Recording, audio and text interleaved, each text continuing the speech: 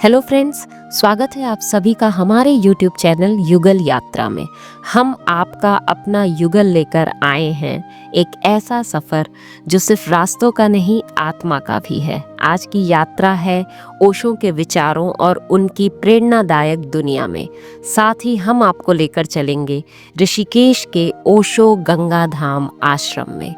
तो हमारे साथ चलिए, मिलते हैं एक ऐसे गुरु से जो अब इस दुनिया में तो नहीं है, लेकिन उनका अस्तित्व, उनका व्यक्तित्व आज भी लोगों को अचंभित, आश्चर्यचकित कर रहा है। तो ऋषिकेश की इन्हीं टेढ़ी मेढ़ी गलियों से हम आगे जा रहे हैं और अब हम आपको ले चलेंगे ओशो के उस आश्रम में जहां आपको गंगा का पवित्र जल भी मिलेगा, एक खूबसूरत घाट भी मिलेगा। तो चलिए चलते हैं आश्रम में।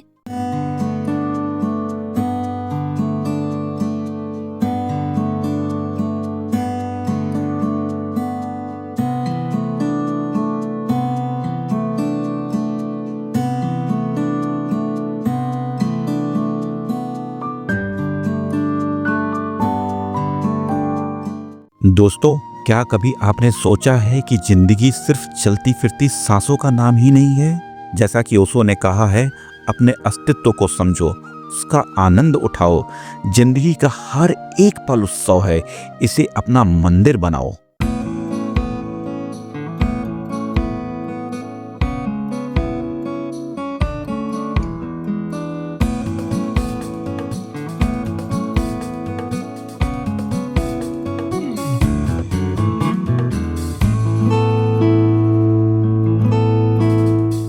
लक्ष्मण झूला से 3 किलोमीटर दूरी पे ये ब्रह्मपुरी पड़ता है और यहीं से हम एक तिरछा रास्ता अंदर के लिए जब मुड़ते हैं तो हम ओशो आश्रम की तरफ चलते हैं। और अब ये रास्ता आप जो देख रहे हैं, ये सीधे हमें ओशो आश्रम की तरफ लेकर के जा रहा है।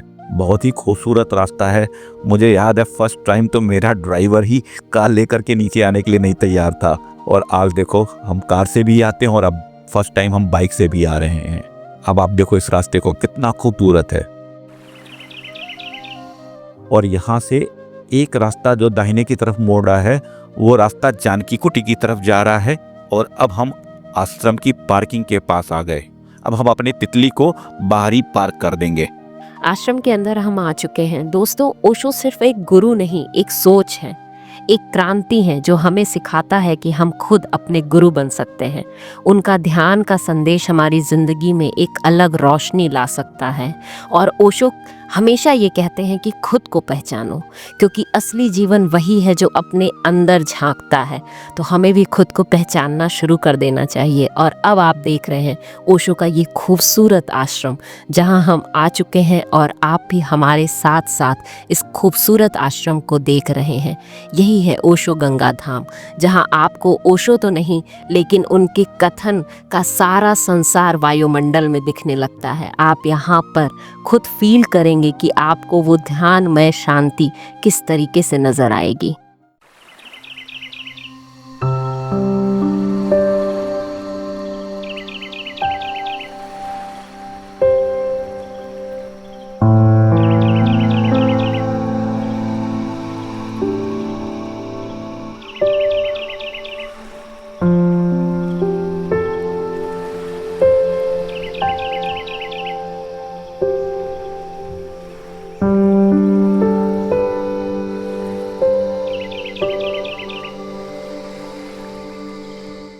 बीसवीं सदी के भारतीय विचारक, ऐसे महान आध्यात्मिक गुरु जिन्होंने सिर्फ भारतीय ही नहीं, पश्चिमी देशों में भी तहलका मचा दिया।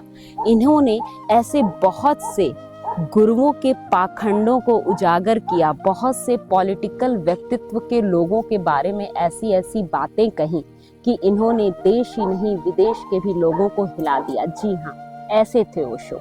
ऐसे ओशो जिनको कई देशों ने अपने देशों में आने के लिए प्रतिबंधित कर दिया था। जी हाँ, ऐसे महान विचारक जिनको कई देशों में आने से पूरी तरीके से मनाही थी। तो ये वो ओशो थे जिनको लोगों ने रोका, जिनको लोगों ने आने नहीं दिया, लेकिन फिर भी आज उनके जाने के बाद भी उनके मानने वाले लोगों की कमी नहीं हुई है। लोग आना चाहते हैं, उन्हें जानना चाहते हैं, क्योंकि एकमात्र यही ऐसे धर्म गुरु हैं जिनको जानना समझना बहुत ही मुश्किल है। और जिन्होंने कभी ये बोल दिया कि मैंने ओशो को जान लिया, मैंने ओशो को समझ लिया, तो ये उनकी सबसे बड़ी बेवकूफ़ी होगी, क्योंकि ओशो ही एकमात्र ऐसे धर्मगुरु हैं जिन्होंने एक ही कथन को 10 प्रकार से बताया है। यानी अगर कभी मेरे लिए उनकी कोई बात समझ में आती है तो जस्ट आपके लिए वो बात अपोजिट होगी। तो ऐसे धर्मगुरु हैं ओशो, जिनको जानना और समझना आपके लिए सबसे ज्यादा मुश्किल होने वाला है। लेकिन हाँ, अगर आपने इनको पढ़ना शुरू किया, इनको समझने की थोड़ी सी कोशिश शुरू की, तो आपको जिंदगी जीने का एक अलग ही आयाम नजर आने लगेगा। नवीन, तुमने तो ओशो के बारे में बहुत कुछ जाना है, क्योंकि उन्हें फॉलो किया है कई सालों से। तो ऐसा क्या है ओशो के बारे में जो दूसरे लोगों को भी जानना जरूरी है? ओशो को पढ़ने और ओशो को सुनने के बाद ही सच बताऊं तो ये पता चला कि वाकई मैं कुछ भी नहीं जानता, और उसके बारे में कहना बहुत ही मुश्किल है कि ओशो के बारे में कुछ कह पाऊँ, क्योंकि ना ओशो ही एक ऐसे धर्मगुरु हैं जिन्होंने सिर्फ किसी एक विधा पे बात नहीं की। हर विधा जितनी भी, जैसे शंकर भगवान लोग कहते हैं ना, शंकर भगवान ने 112 विधियाँ दी थी अलग अलग इंसानों के केमिकल नेचर को देखते हुए। कोई मतलब भगवान को मानने वालों के लिए अलग अलग मार्ग बनाए गए हैं, कर्म योग, ज्ञान योग, बहुत सारे जो रास्ते हैं। तो ओशो ने शायद ही कोई ऐसा मार्ग हो जिस पे अपनी बातें न रखी हों, और पूरी मतलब एलोबरेट करके उसके बारे में बताया हुआ, हर एक एक चीज़ को इतनी गूढ़ तरीके से बताया हुआ है कि शायद ही किसी ने कभी इतनी डिटेल और इतनी गहराई में जाकर के बात की हो। तो ओशो को समझना वाकई बहुत बड़ी बात है। बट इतना मैं जानता हूँ कि जब से मैंने ओशो को पढ़ना और ओशो को जीना शुरू किया, इतना रिलैक्स फील करता हूँ लाइफ में, जैसे मैं कुछ कह नहीं सकता। उसको शब्दों में बयां करना वाकई मुश्किल है। जैसे तुम यहाँ आई थी, तुमने तो ओशो के बारे में कभी कुछ नहीं पढ़ा था, न जाना था, पर तुम्हें कैसा फील हुआ इस जगह सिर्फ आ करके? उनकी प्रेजेंस उस मेडिटेटिव माहौल के अंदर आने से ही क्या एक अलग ही कुछ आ जाता है। ओशो की कई बातों का बहुत ही विरोध किया गया। जैसे उन्होंने अपने हर प्रवचन में गांधी जी का विरोध किया। उनके अकॉर्डिंग गांधी जी गीता को माँ कहते हैं, लेकिन वो अहिंसा को परम धर्म मानते हैं। कोई भी लड़ाई तब तक पूर्ण नहीं हो सकती है जब तक हमें उससे लड़ना ना पड़े। तो कहीं ना कहीं जिन गांधी को हम पिता के रूप में मानते हैं, जो हमारे बापू हैं, उनको हर वक्त ओशो ने विरोध की दृष्टि से ही देखा है। उन्होंने ओशो का एक और 1970 में उन्होंने 9 संन्यास की घोषणा की थी। उनके अनुसार संन्यास ऐसा होना चाहिए जिसमें आपको अपने घर को न छोड़ना पड़े, आपको अपने शादीशुदा विवाहित जीवन को न छोड़ना पड़े। संन्यास ऐसा होना चाहिए जो आप अपने मन से संन्यास लें, आप अपने मन, क्रम और वचन से सन्यासी बने, ये नहीं कि आप कहीं भी पलायन कर जाएं। ऐसी बहुत सी बातें थी जिनको ओशो ने बोला और लोगों ने ओशो को समझा नहीं। इसीलिए शुरू में ही हमने बोला था, ओशो को समझना दुनिया का सबसे मुश्किल काम है। और जिसने ये बोल दिया कि मैंने ओशो को समझ लिया, तो उससे बड़ा नासमझ इस दुनिया में शायद कोई है ही नहीं। ये मेडिटेशन रूम है, बस इसमें अंदर आते ही एक अजीब सी शांति का एहसास हो रहा है। यहाँ पर आप आएंगे और मेडिटेशन करेंगे, ध्यान करेंगे, आपको स्वामी जी प्रॉपर गाइड करेंगे।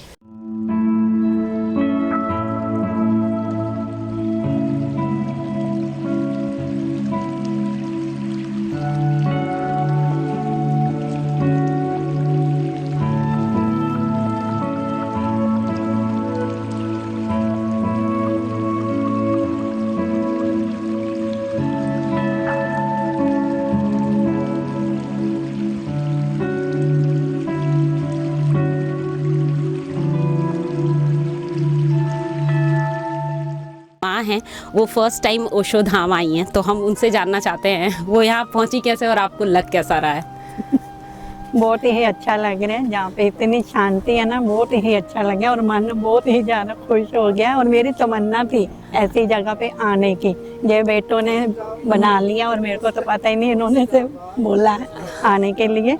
और मेरे को बहुत ही मन से कह रही हूँ, बहुत ही अच्छा लगा जहाँ पे आपने जो दिल की तमन्ना थी ना, वो पूरी कर दी परमात्मा ने। आप पूरी फैमिली के साथ आए? हाँ, पूरी फैमिली के साथ। तो अभी कुछ दिन रुकोगे आप लोग? हाँ जी, हाँ जी। अच्छा अच्छा। ये मेरी पोती और ये मेरी बहू और बेटा उधर बाहर है। अच्छा अच्छा। हाँ जी। और बहुत ही अच्छा है और आनंद भरी जगह है। हाँ।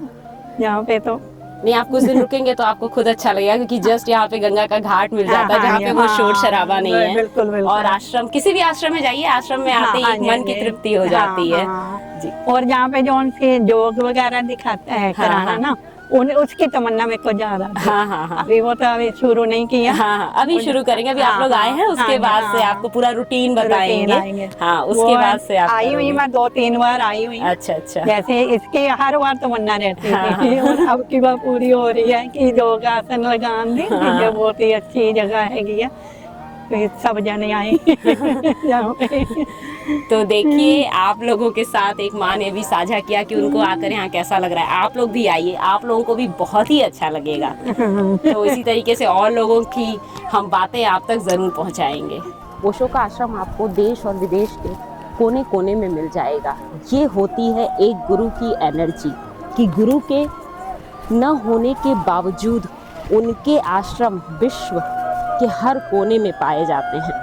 और ऋषिकेश का ये आश्रम हमारे दिल के इसलिए करीब है क्योंकि हम सबसे पहले जब शादी के बाद हमने सोचा कि हम कहीं चलते हैं और मेडिटेशन करते हैं, तो फर्स्ट टाइम हम इसी आश्रम में आए। तो इस आश्रम को हमने बनते देखा है, इसके हर एक कोने कोने से हम वाकिफ़ हैं। और ये आश्रम अपने आप में इसलिए भी अच्छा लगता है क्योंकि ऋषिकेश की अपने आप में एक एनर्जी है।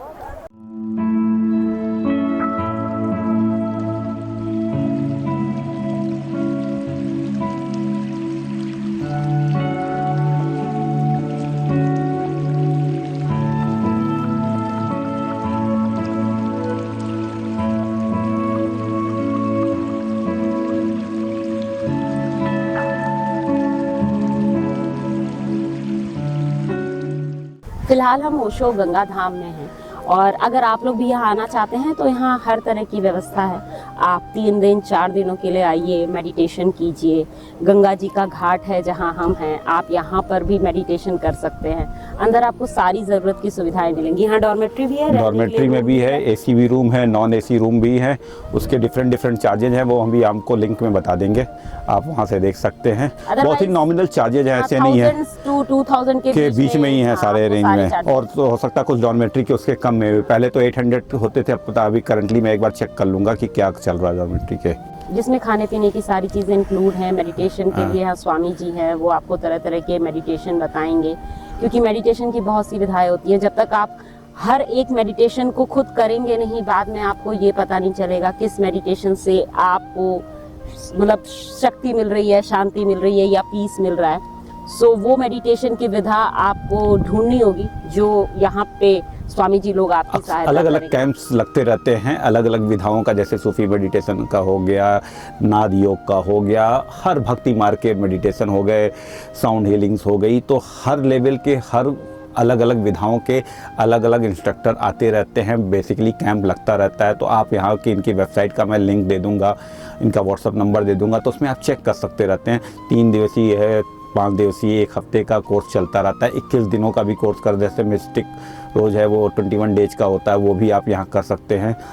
यहाँ सिर्फ आना ही अपने आप में एक अलग बात है, एक पीस, एक मतलब जरूरी नहीं कैंप लगाओ तभी आप आइए। आप वैसे भी आप आके यहाँ रहिए, यहाँ का एनर्जी आपको फील होगा कि क्या लेवल है। ऋषिकेश अपने आप में एक एनर्जी सेंटर है, और उस ऋषिकेश में ये आश्रम की बात ही कुछ और है। आश्रम बहुत है, मतलब ऋषिकेश में आप आइए, और यहाँ पर तो हर तरह का एनवायरनमेंट है। आप घूमना फिरना चाहते हैं, आप घूमिए फिरिए। आप संतों के करीब रहना चाहते हैं, आप वहाँ पर जाइए। आप आश्रम में रहना चाहते हैं तो आप जाइए। आप जिस भी धर्मगुरु को मानते हैं, यहाँ पे हर तरह के आश्रम है। हाँ, अगर आप आश्रम में कुछ टाइम, हमेशा नहीं, लेकिन ऐसा हो सकता है कि अगर आप साल में 3 बार ऋषिकेश आ रहे हैं, तो एक बार आप किसी आश्रम में रहिए, तो आपको वो एनर्जी कैसे फील करना है, वो आश्रम के जो गुरु होते हैं वो आपको ज़्यादा बेटर असली ऋषिकेश की फीलिंग आप जब कोई 2 दिवसीय 3 दिवसीय एक मेडिटेशन कैंप में ज्वाइन करते, तभी आपको फील होता है कि ऋषिकेश की जो एक्चुअल में क्यों इसको देवनगरी कहा गया है, वो आपको तभी फील होगा। तो मेरा मानना है कि साल में 2 से 3 दिन अपने लिए अलग से निकालने चाहिए, अपनी एनर्जी को अपग्रेड करने के लिए। फिलहाल हमने बहुत सी बातें कर ली ओशो के बारे में, और अगर आपको लगा होगा आपको ओशो को जानना है और समझना है, जो मुश्किल है, लेकिन ज़रूर आप उनको पढ़िए, उनको समझिए। उनके ऑडियो कैसेट्स की भरमार है, अगर आप उनको सुनना चाहते हैं। अगर आपकी पढ़ने में दिलचस्पी नहीं है, लेकिन अगर आप पढ़ना चाहते हैं तो ओशो की किताबें भी मार्केट में हज़ारों प्रवचन उन्होंने दिए हैं, हर जगह उपलब्ध है, कहीं भी जाइए हर भाषा में उपलब्ध है। तो ओशो को जानिए, समझिए, इस आश्रम में आइए, किसी भी आश्रम में जाइए, देश के हर कोने में उनके आश्रम हैं। फिलहाल हम गंगा जी के घाट पर हैं, हमें यहाँ पर थोड़ा सा मेडिटेशन करना है, थोड़ा सा योग करना है। तब तक आप नज़ारों का आनंद लीजिए। ऐसे ही ब्लॉग के साथ हम दोनों फिर से आपसे मिलेंगे। तब तक के लिए हर हर महादेव। हर हर महादेव।